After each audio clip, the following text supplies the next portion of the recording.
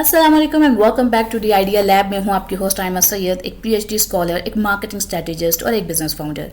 अब तक आपके लिए चैनल पर ऐसी बिजनेस वीडियोस बनाई हैं जिनमें आप सीख सकते हैं कि 3,000 से 10,000 रुपए में कारोबार कैसे शुरू करें, चीज़ें कैसे लें, क्लाइंट्स को कैसे पहुंचाएं और महीने में अच्छा मुनाफा कैसे बनाएं। ये तमाम बिजनेस वीडियोज़ के आइडियाज़ आपके लिए प्ले लिस्ट में शामिल किए गए हैं और ये मुकम्मल फ्री ऑफ कॉस्ट हैं, तो आप अपना हलाल कारोबार शुरू कर सकते हैं।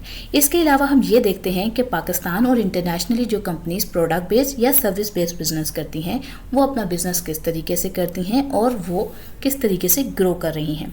हम ये भी देखते हैं कि जो कंपनीज पाकिस्तान स्टॉक एक्सचेंज पर मौजूद हैं आप उनसे कैसे फ़ायदा उठा सकते हैं, यानी जो कंपनीज अपने स्टॉक्स अवेलेबल करती हैं इंडिविजुअल्स या कंपनीज को ख़रीदने के लिए, तो आप उनके स्टॉक्स बाय करते हैं और उसके बदले आपको dividend, capital gain, bonus shares मिलते हैं, यानी आप उससे एक पैसिव अर्निंग कर सकते हैं।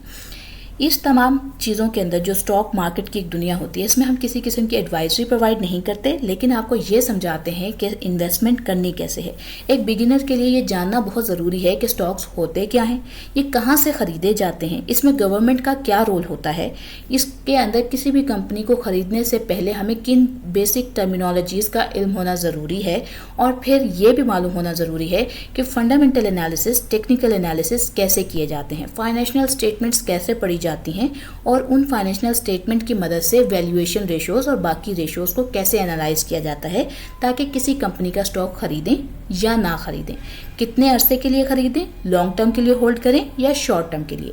तो ये सब कुछ आपके लिए इस चैनल पर हमने free of cost different playlist में शामिल करके डाला है।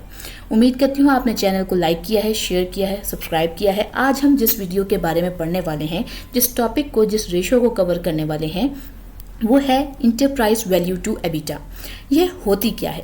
तो सबसे पहली बात यह है कि ये एक वैल्यूएशन मैट्रिक है जो हमें डेब्ट के जो बायस आ जाता है उसको रिमूव करता है। यानी उधार अगर किसी कंपनी ने ले रखा है तो उसके बगैर हम दो कंपनीज को कैसे कंपेयर करते हैं, इसमें इस वैल्यू, इस रेशो के ज़रिए हम ये काम कर सकते हैं। तो सबसे पहले ये बात है कि हमें ये जानना होगा कि इंटरप्राइज वैल्यू ओवर एबिटा होता क्या है। ये एक ऐसा रेशो है जो कंपनी की टोटल वैल्यू को उसके ऑपरेटिंग कैश फ्लो से कंपेयर करता है। ये बताता है कि कंपनी अपनी करंट अर्निंग के से पूरा इंटरप्राइज वैल्यू कितने सालों में रिकवर कर सकती है। अगर हम इंटरप्राइज वैल्यू के फॉर्मूले की बात करें तो वो होता है डेब्ट प्लस इक्विटी माइनस कैश। अब अगर हमने ये देखना हो कि हम ये वैल्यू, ये फार्मूला, ये रेशो निकालते कैसे हैं, तो हम इसके फार्मूले पे मूव कर जाते हैं। इंटरप्राइज वैल्यू आपको मैंने बताया कैसे निकालते हैं, और एबिटा हमें फाइनेंशियल स्टेटमेंट से मिल जाती है। एबिटा की फुल फॉर्म होती है earnings before interest, taxes, depreciation and amortizations, जो आपके फाइनेंशियल स्टेटमेंट में मेंशन होती है। और इंटरप्राइज वैल्यू आप जो मार्केट कैप प्लस टोटल डेब्ट माइनस कैश या कैश इक्विवेलेंट्स के थ्रू निकाल सकते हैं। अब हम इसके हवाले से एक मिसाल ले लेते हैं। मिसाल के तौर पे एक कंपनी XYZ जिसकी शेयर प्राइस इस वक्त 50 रुपीज़ है, उसके टोटल शेयर्स, यानी 50 रुपीज़ से मुराद ये है कि इस वक्त आज की तारीख में अगर उस कंपनी का स्टॉक 50 रुपये पे ट्रेड हो रहा है, यानी आप 50 रुपये दे के उस कंपनी का एक शेयर ख़रीद सकते हैं। उसके टोटल आउटस्टैंडिंग शेयर्स अगर 100 मिलियन है और उसका मार्केट कैप अगर ₹5 बिलियन का है और उसका डेब्ट अगर 2 बिलियन है और कैश 0.5 बिलियन है और उसका एबिटा जो लास्ट ईयर का है वो 1 बिलियन है, तो आप उसको दो स्टेप्स के अंदर इस रेशो को कैलकुलेट करेंगे। सबसे पहले आप इंटरप्राइज वैल्यू निकालेंगे, जिसके लिए आप 5 बिलियन प्लस 2 बिलियन यानी मार्केट कैप प्लस टोटल डेब्ट को प्लस करेंगे और माइनस कर देंगे कैश यानी 0.5 बिलियन से, तो आपके पास आंसर आएगा 6.5 बिलियन। अब आप फाइंड करेंगे इंटरप्राइज वैल्यू ओवर एबिटा, यानी 6.5 बिलियन को डिवाइड कर देंगे 1 बिलियन से। एबिटा आपको कहाँ से मिला था? फाइनेंशियल स्टेटमेंट से मिला था, तो आपका टोटल आंसर आ गया 6.5 बिलियन। अब ये रेशो का आंसर तो आ गया, पर ये आपको मालूमात क्या देगी, आप इसको कंपेयर कैसे करेंगे? तो इसकी इंटरप्रिटेशन ये है कि अगर आपका इंटरप्राइज वैल्यू ओवर एबिटा 6 से कम है तो स्टॉक अंडर वैल्यूड हो सकता है। 6 से 10 के दरमियान है तो ये एक नॉर्मल रेंज है। 12 से ऊपर का मतलब है कि ये ओवर वैल्यूड का साइन दे रहा है, लेकिन हमेशा इंडस्ट्री एवरेज से कंपेयर करना चाहिए। अब इसमें एक चीज़ को जो समझने वाली है वो ये है कि अंडर इवैल्यूएशन जो है, अंडर वैल्यूएशन दो तरीके से हो सकती है। या तो कंपनी का स्टॉक इस वक्त किसी वजह से सस्ता मिल रहा है, उस कंपनी में एक पोटेंशियल है, उसकी प्रोडक्ट्स अच्छी हैं, उसकी सेल्स पिछले सालों में अच्छी रही हैं, और किसी सडन इम्पैक्ट की वजह से या सडन पॉलिसी की वजह से उसको ये बुलिश रन देखना पड़ रहा है, तो आप उसको ख़रीद लें ताकि आपको फ्यूचर में फ़ायदा हो।